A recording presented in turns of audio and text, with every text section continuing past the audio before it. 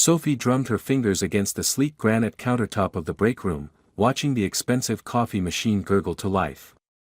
Another Monday at Carter and Reed Investment Group meant another week of spreadsheets, client meetings, and office politics. At least until he walked in. The man's presence filled the room before he even spoke. Tall, with salt and pepper hair and a perfectly tailored charcoal suit that screamed old money, he carried himself with the quiet confidence of someone who was used to getting what he wanted. Their eyes met over the steam of her coffee cup, and Sophie felt her breath catch. "I hope there's enough left for another cup," he said, his voice carrying a hint of playful charm that made her smile despite herself. "I'm Logan Reed. Just moved my office to this floor." "Reed? As in Carter and Reed?" Sophie straightened imperceptibly. "Sophie Chen. Financial analyst." She gestured to the coffee machine. "There's plenty left, Mr. Reed." "Logan, please." He stepped closer, reaching for a cup. "And what's your professional opinion on the Maxwell merger, Sophie?" The question caught her off guard. The Maxwell deal was the talk of the office, a controversial takeover that had everyone choosing sides. She hesitated, then decided honesty was worth the risk. "The numbers don't add up. Their Q3 reports show some creative accounting that could spell trouble post-merger." Logan's eyes lit up with interest. "Finally, someone who sees it. Would you mind walking me through your analysis? Say, over dinner tonight?" The invitation hung in the air between them. Sophie knew she should say no. Office romances were messy enough without involving one of the company's owners. But there was something magnetic about Logan, something that made her want to throw caution to the wind. "I'd like that," she heard herself say. That evening, over wine and perfectly seared scallops at an exclusive restaurant overlooking the city, Sophie found herself captivated. Logan wasn't just another rich businessman, he was brilliant, funny, and surprisingly down to earth. He listened intently as she detailed her concerns about the Maxwell merger, asking sharp questions that showed he'd done his homework. "You're absolutely right about everything," he said finally, leaning back with an impressed smile.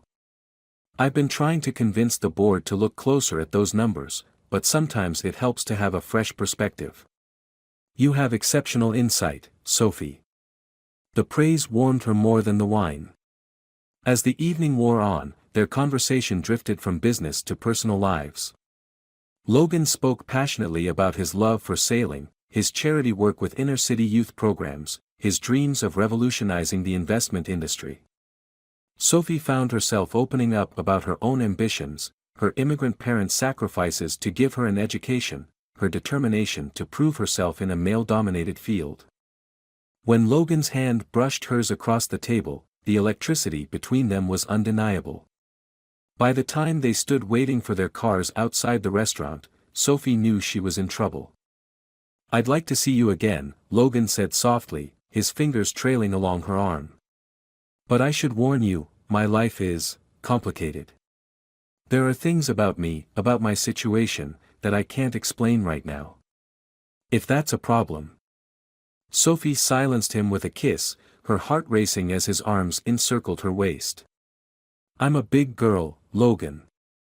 I can handle complicated." The next few weeks passed in a whirlwind of stolen moments and passionate encounters. Logan was everything Sophie had ever wanted in a partner, attentive, passionate, brilliant. But there were moments that gave her pause. The way he always answered certain calls in private. How he never invited her to his place. The fact that he seemed to know everything about her life while revealing surprisingly little about his own. "Be careful with Logan Reed," her friend Emma warned over lunch one day. "I've heard things about him. The way he operates, in business and in his personal life, he's not as clean as he appears." Sophie brushed off the warning, but it nagged at her. That evening, as she lay in Logan's arms in her apartment, she couldn't stop herself from asking, why all the secrecy? "What aren't you telling me?" Logan tensed almost imperceptibly. "Trust takes time, Sophie. There are things in my past, arrangements that need to be handled delicately. But know that what I feel for you is real. He kissed her deeply, and for a moment, Sophie let herself believe it was that simple. But later that night, as she checked her work email, a message caught her eye. It was a company-wide announcement about an upcoming charity gala. And there, listed among the host committee members, was a name that made her blood run cold: Catherine Reed, head of legal affairs. Sophie stared at the screen, her mind racing. Reed wasn't an uncommon name, but something in her gut told her this wasn't a coincidence. With trembling fingers, she opened her browser and typed, Catherine Reed Carter and Reed. The search results loaded, and Sophie's world tilted on its axis. There she was, a striking woman with Logan's same confident smile, featured in a corporate profile from just 6 months ago. The article described her as the brilliant legal mind behind Carter and Reed's most successful acquisitions, and wife of founding partner Logan Reed. Sophie felt the room spin as the pieces clicked into place. All the secretive phone calls. The careful compartmentalization of their time together. The things he couldn't explain right now. She hadn't been dating an enigmatic businessman, she'd been having an affair with a married man. And not just any married man, but one whose wife worked in the same building, probably just a few floors away. As if on cue, her phone lit up with a text from Logan, missing you already. Dinner tomorrow? Sophie's fingers hovered over the keyboard as tears blurred her vision. Everything she thought she knew about Logan, about their relationship, about herself, it was all built on lies. And somewhere in this same city, Catherine Reed was probably getting ready for bed, completely unaware that her husband was texting his mistress. The question wasn't whether to end it, but how. And more importantly, what else was Logan Reed hiding? Sophie spent the night alternating between rage and despair, poring over every memory of her time with Logan, searching for signs she should have seen. By morning, her pain had crystallized into determination. She wouldn't confront him immediately. First, she needed to understand exactly what kind of man she'd given her heart to. The Carter and Reed offices felt different now, every corner holding the potential for an awkward encounter. Sophie found herself scanning faces in the hallway, wondering if each passing woman might be Catherine Reed. She'd memorized Catherine's photo, but seeing someone in person was different from a corporate headshot. Her answer came sooner than expected. As Sophie waited for the elevator, the doors opened to reveal a tall woman in a perfectly pressed navy suit, her dark hair swept into an elegant chignon. Sophie's heart stopped. Catherine Reed was even more striking in person, radiating the same magnetic confidence as her husband. Catherine glanced up from her phone, offering a polite smile that showed no recognition. Of course not, to Catherine, Sophie was just another employee. The irony made her stomach turn. Heading to the quarterly review meeting? Catherine asked, her voice warm and professional. Sophie managed a nod, fighting to keep her expression neutral. They rode in silence, but Sophie's mind raced. This woman wasn't some abstract obstacle to her happiness with Logan, she was a real person, with her own dreams and struggles. The guilt Sophie had been suppressing hit her full force. The elevator stopped at the conference level, and Catherine strode out first. Sophie watched her go, noticing how others in the hallway straightened unconsciously in her presence. Catherine Reed wasn't just Logan's wife, she was a power player in her own right. Sophie's phone buzzed with a text from Logan, "Can't stop thinking about you. Meet me for lunch." Before she could respond, Emma appeared at her elbow. "We need to talk," she said in a low voice, pulling Sophie into an empty meeting room. "I know about Logan."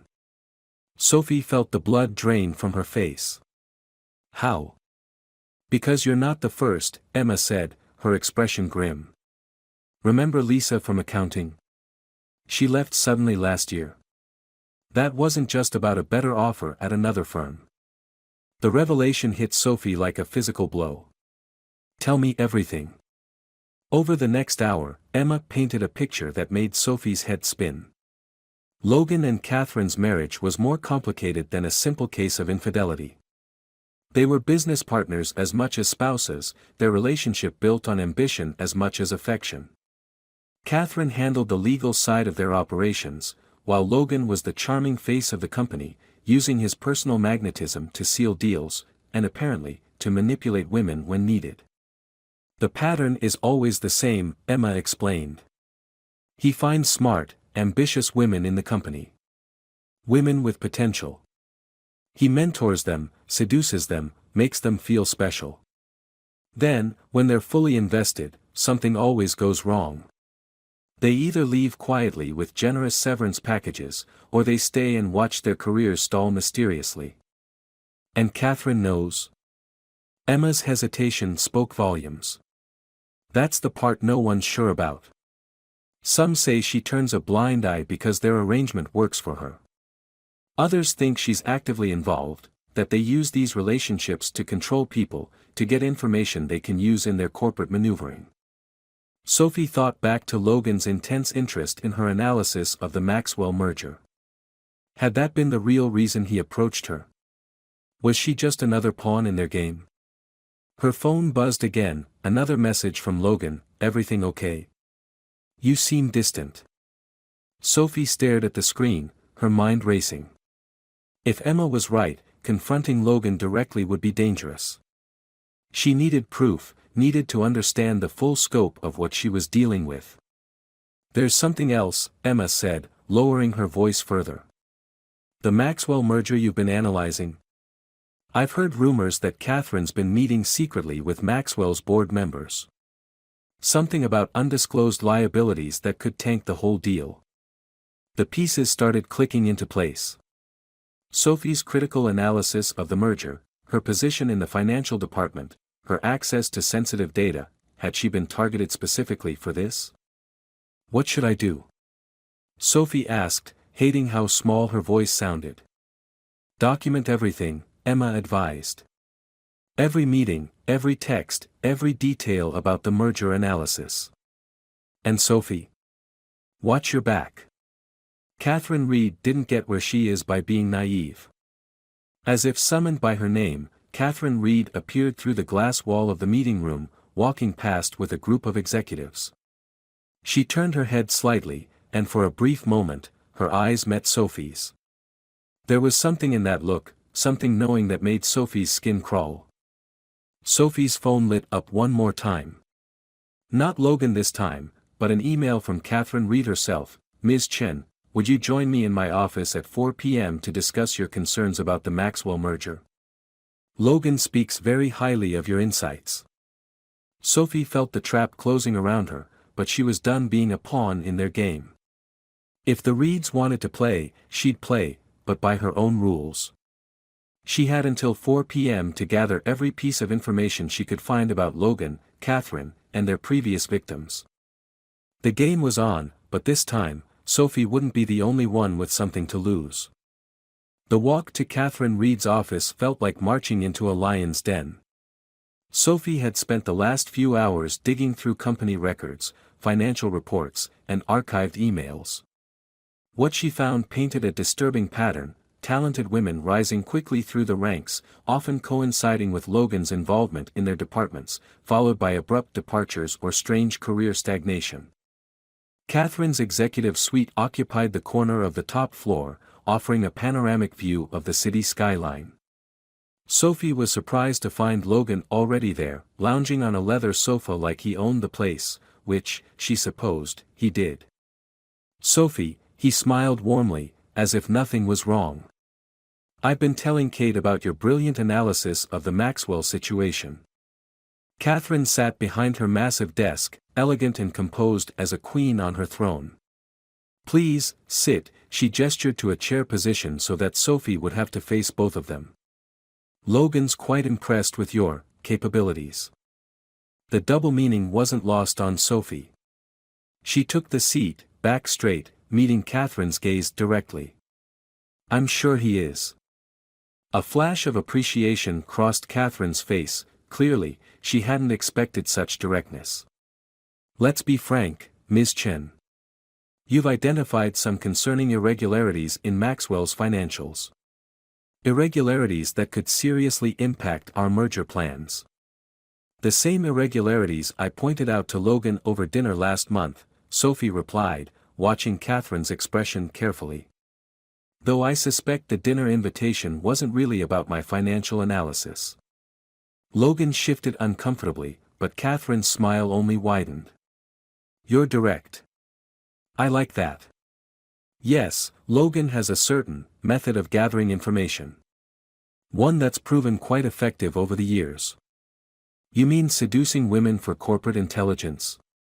Sophie's heart pounded, but her voice remained steady. Like Lisa from accounting? Or the others before her? Business is war, Ms. Chen, Catherine leaned forward. And in war, you use every weapon at your disposal.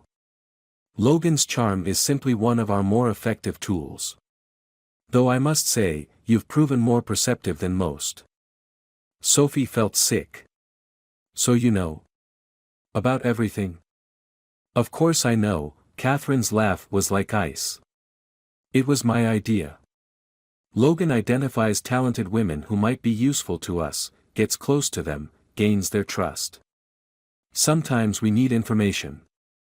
Sometimes we need leverage. Sometimes we just need certain people to make certain decisions.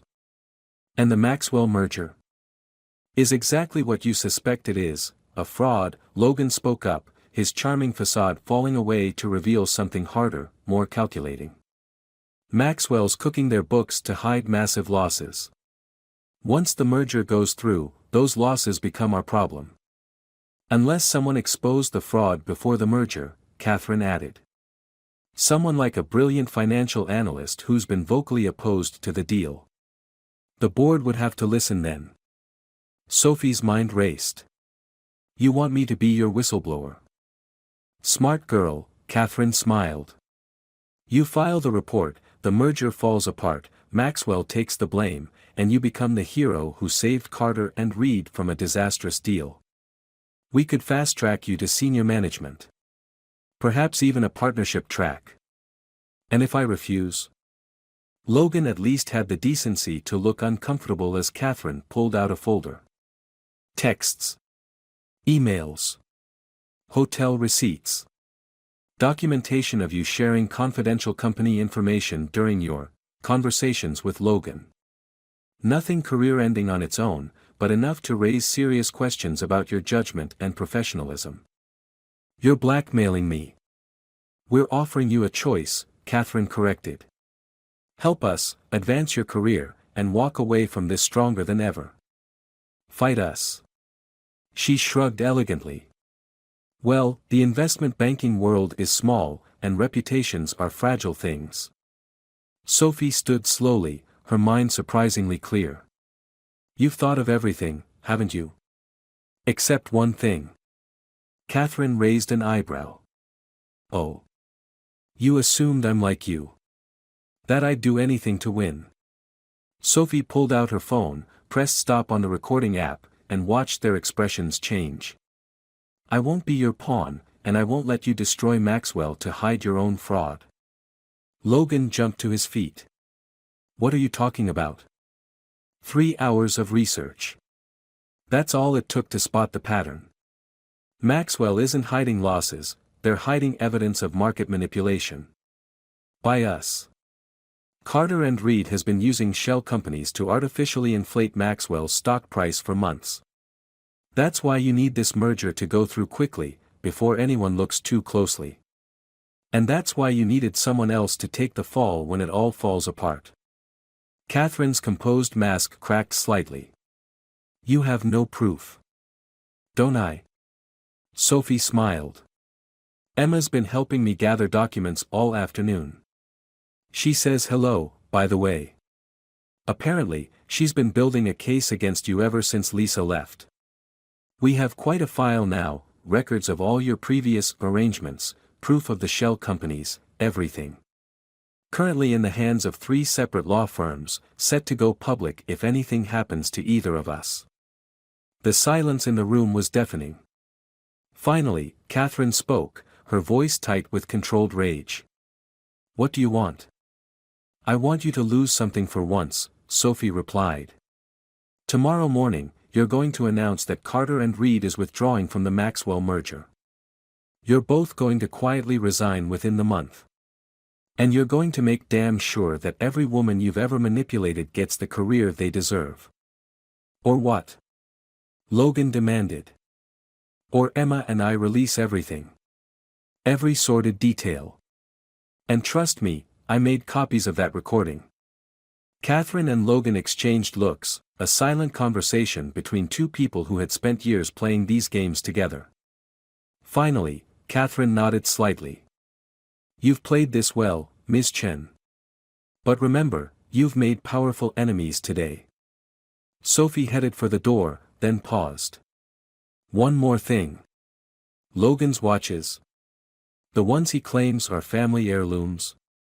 He buys them used and has the papers forged. Might want to have those valuables you listed in your prenup reappraised, Catherine. She walked out without looking back, her step steady despite her shaking hands. She had won this round, but she knew the war was far from over. The Reeds wouldn't take this defeat lying down, they would look for ways to retaliate, to discredit her and Emma, to protect their empire. But for the first time since discovering Logan's betrayal, Sophie felt truly alive. She had stared into the abyss of corporate corruption and come out stronger. Now she just had to survive what came next. The next morning, Sophie woke to her phone exploding with notifications. Carter and Reed's withdrawal from the Maxwell merger was front-page news in every financial publication. The company's stock had plunged in pre-market trading, and rumors were flying about internal turmoil at the highest levels. Turn on CNBC, Emma texted. You need to see this. Sophie flipped on her TV just in time to see Catherine Reed standing at a podium, looking immaculate in a crimson power suit. Logan stood slightly behind her, his expression unreadable. Recent internal reviews have uncovered potentially fraudulent activities at Maxwell Corporation, Catherine announced, her voice steady. While we cannot comment on ongoing investigations, Carter and Reed has a fiduciary duty to our shareholders to withdraw from any deal that could expose us to unnecessary risk. Sophie's mouth went dry. Catherine was actually doing it, sacrificing the merger to protect herself. But something in the calculated way Catherine delivered her statement made Sophie's instincts scream danger. Her office phone rang. Ms. Chen, Mr. Whitman from Internal Audit would like to see you immediately. Sophie's heart sank. She had expected retaliation, but not this quickly. As she walked to the audit department, she noticed people averting their eyes, conversation stopping when she passed. Something was very wrong. Mr. Whitman wasn't alone in his office. Two members of the board and a woman Sophie recognized as outside counsel sat waiting for her. Ms. Chen, Whitman began gravely. We need to discuss some irregularities that have come to light regarding your analysis of the Maxwell deal. The next hour was a masterclass in character assassination. They had emails, seemingly from her account, showing her sharing confidential information with Maxwell executives. Financial models with subtly altered numbers that made her original analysis look intentionally misleading. Even records of wire transfers to an offshore account in her name. This is all fabricated, Sophie protested, but she could see they didn't believe her. The evidence was too perfect, too comprehensive. Catherine and Logan had been busy overnight. We're placing you on administrative leave pending a full investigation, Whitman announced. Please surrender your company ID and devices. As security escorted her out, Sophie saw Emma rushing toward her. They're saying you were working for Maxwell the whole time, Emma whispered. That you were planted here to sabotage the merger. The Reeds, Sophie growled. They're trying to discredit me before I can expose them. It's worse than that, Emma pulled her into an empty stairwell. They're building a case to sue you for corporate espionage. The settlement documents we prepared. Someone broke into my apartment last night. They're gone, along with my laptop and backup drives. Sophie felt the walls closing in. The Reeds hadn't just countered her move, they'd turned the entire game board over. What about the law firms? Already got calls from all three. They're withdrawing from the case. Apparently, the Reeds' lawyers threatened to expose some of their other clients' questionable dealings. Sophie leaned against the wall, her mind racing. They're going to destroy us, aren't they? Not if we destroy them first, Emma's eyes gleamed with determination. Remember Lisa? The one who left last year. She reached out this morning. She's not the only one. When news of the merger collapse broke, others started coming forward. Women from other companies, other deals. The Reeds have been running this scheme for years. But we lost all our evidence. We lost our documents, Emma corrected. But these women? They have their own stories. Their own proof. And now they're ready to talk. Sophie's phone buzzed, a text from an unknown number. Her blood ran cold as she read it. Brave move this morning, Catherine. But you forgot who taught you everything you know about corporate warfare. Carter. What is it? Emma asked, seeing her expression. James Carter, Sophie breathed. The founder who retired last year. The one Logan and Catherine pushed out. She looked up at Emma. What if we've been fighting the wrong battle? What if there's someone else who wants to see the Reeds fall? Emma's eyes widened. Carter would know where all the bodies are buried. He helped build the company. And he'd have connections that even the Reeds can't touch, Sophie added, her mind already spinning with possibilities. Law firms that won't be intimidated, journalists who can't be bought. It's risky, Emma warned. Carter's no saint. He'll have his own agenda. We're past playing it safe, Sophie replied, typing a response to Carter's message. The Reeds want to bury us? Fine. Let's give them a war they'll never forget. As she hit send, Sophie felt a familiar rush of adrenaline. She had lost this round, but the game was far from over. The Reeds thought they could silence her with fake evidence and legal threats. They thought their power and money made them untouchable. But they had forgotten the first rule of war: the enemy of my enemy is my friend. And James Carter had been waiting a long time for his revenge. Sophie's phone buzzed again. A message from Carter: my car is waiting outside. Bring your friend. We have work to do. She looked at Emma, saw the same mix of fear and determination in her eyes. You ready? Emma squared her shoulders. Let's go make some chaos. As they headed for the exit, Sophie caught a glimpse of Logan through a conference room window. He was watching her, his expression unreadable. She held his gaze for a moment, letting him see her smile. Let him wonder what she was planning.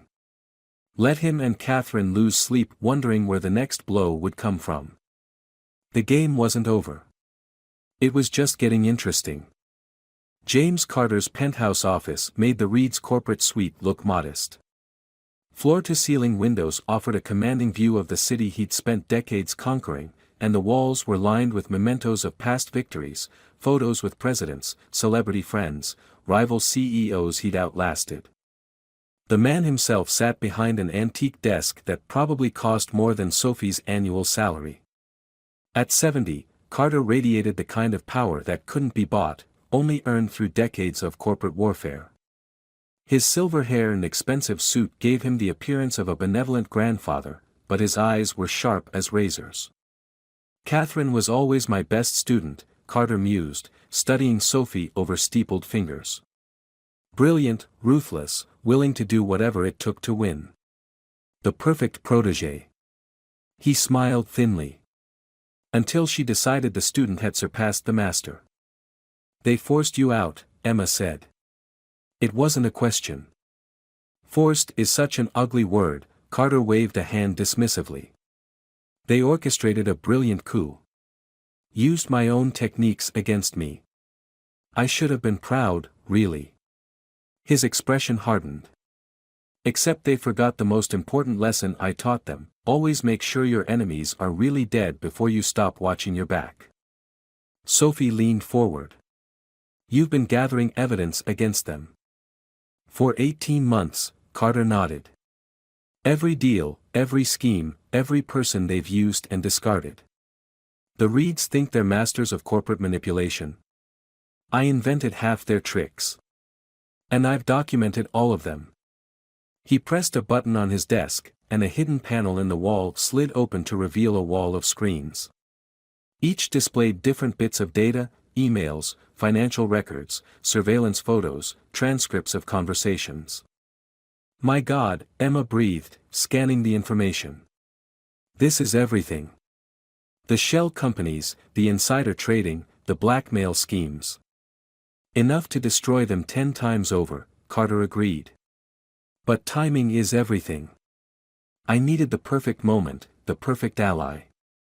He fixed Sophie with his penetrating gaze. Someone they'd underestimate. Someone with nothing left to lose. Why me? Because you did something none of their other victims managed: you fought back. And more importantly, you fought smart. That recording? Brilliant. If they hadn't been preparing for something like that for years, it would have worked. Sophie felt a chill. You've been watching me? I've been watching everyone, Carter gestured to the screens. Waiting for the right player to enter the game. When you exposed the Maxwell fraud, I knew I'd found my catalyst. What's your plan? Emma asked. Carter's smile was predatory. Tomorrow morning, every major financial publication will receive evidence of the Reeds' involvement in not just the Maxwell fraud, but dozens of other illegal schemes. The SEC will get an anonymous tip about insider trading patterns going back 5 years. And their offshore accounts. Let's just say some very interesting transaction records are about to find their way to the FBI. They'll claim it's all fake, Sophie pointed out. Just like they did with my evidence. Oh, it's much worse than that. Carter pressed another button, bringing up new screens. They'll trace it all back to you. They'll claim you're working with Maxwell's board to destroy Carter and Reed from within. They've already planted enough evidence to make it stick. By this time tomorrow, you'll be their perfect scapegoat. Sophie felt her stomach drop. You knew they'd set me up. Of course. It's what I would have done. Carter's eyes glittered. Which is exactly why we're going to let them do it. Emma grabbed Sophie's arm. You want to use her as bait? I want to give them exactly what they expect, Carter corrected. Let them think they've won. Let them focus all their attention on destroying Ms. Chen. Meanwhile, he pressed a final button, and new images appeared on the screens. Sophie's breath caught. Photos of Logan meeting with known criminals. Email chains showing Catherine coordinating with corrupt judges. Bank statements revealing millions in bribes. This is the real evidence, Carter explained. The stuff they don't know I have.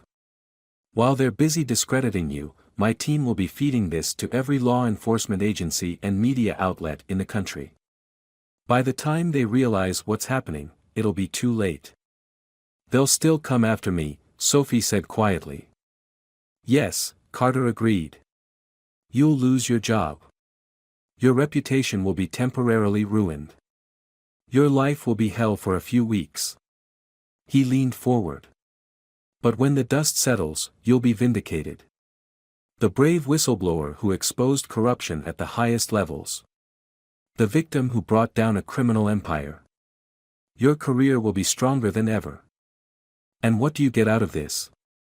Carter's smile didn't reach his eyes. The pleasure of teaching my former protégés one final lesson: the old lion still has teeth. Sophie looked at Emma, saw her own mix of fear and determination reflected there. Then she turned back to Carter. What do you need me to do? For now. Go home. Act scared. Let them think their plan is working.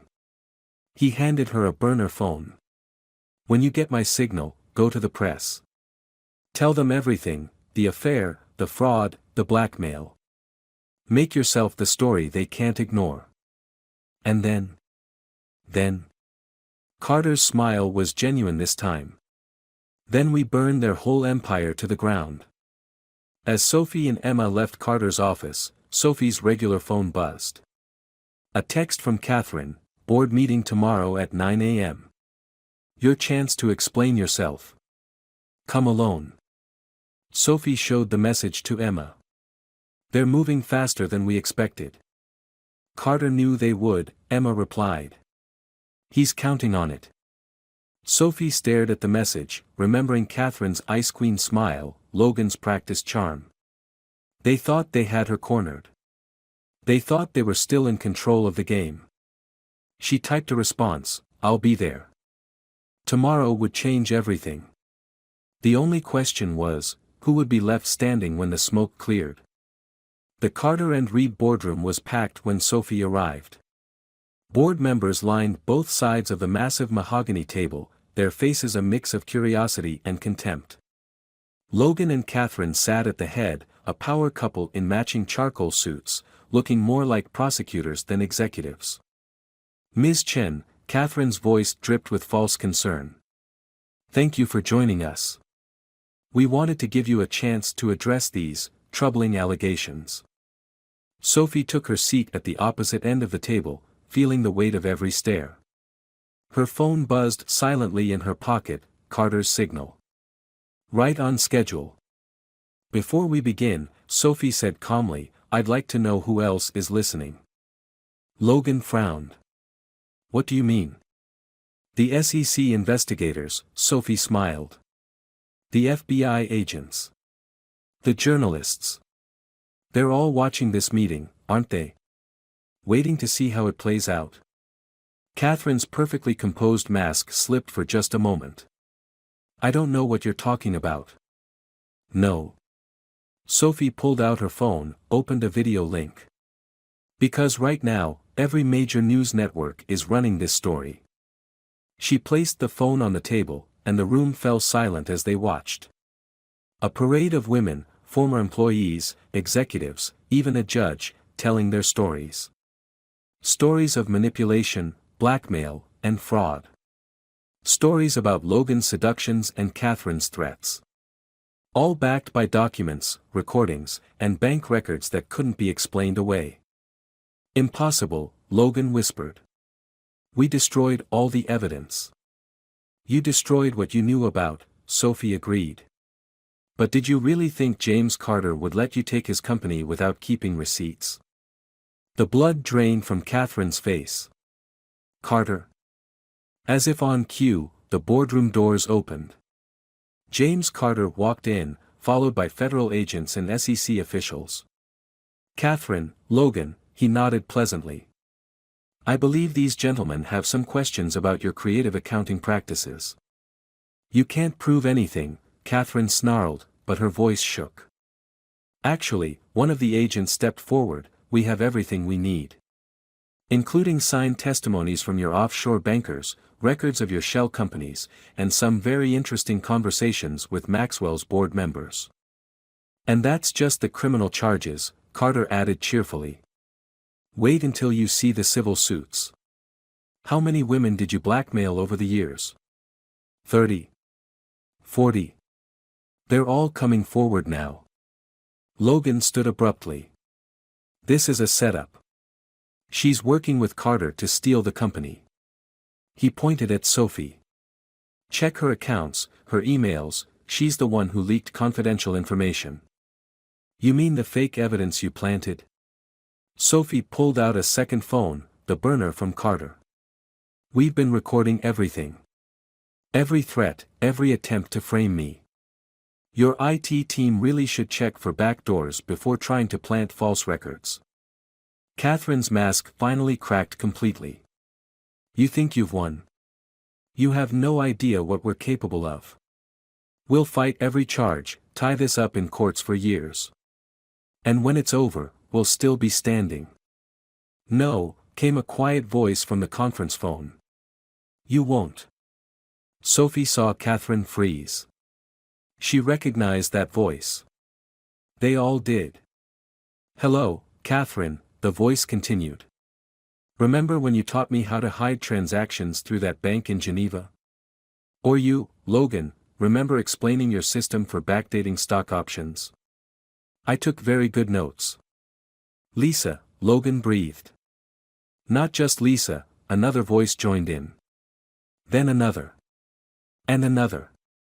Former victims, former employees, former collaborators, all sharing their pieces of the puzzle. The Reed's entire empire of secrets, laid bare. Catherine stood slowly, her composure finally shattered. You planned this. All of it. The Maxwell deal, the recording, getting caught, it was all a setup. I learned from the best, Sophie replied. You taught me that business is war. That you use every weapon at your disposal. She smiled Catherine's own Ice Queen smile. Consider this my resignation letter. The next hour passed in a blur of federal agents, handcuffs, and reporters.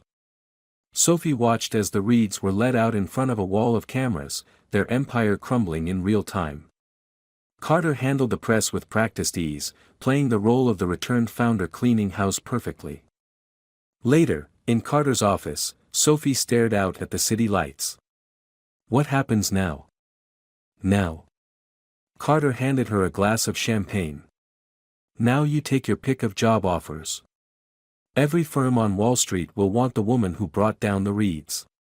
Although.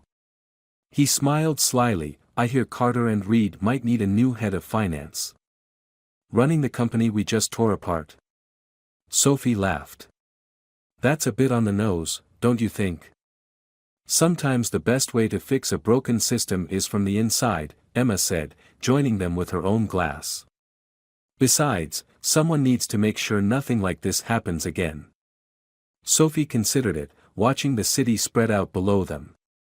She had started this journey as a victim, become a warrior, and emerged as something else entirely, someone who could shape the future rather than just survive it. One condition, she said finally. We do it right this time. No more games, no more schemes. We build something better than what we destroyed. Carter raised his glass. To new beginnings. To justice, Emma added.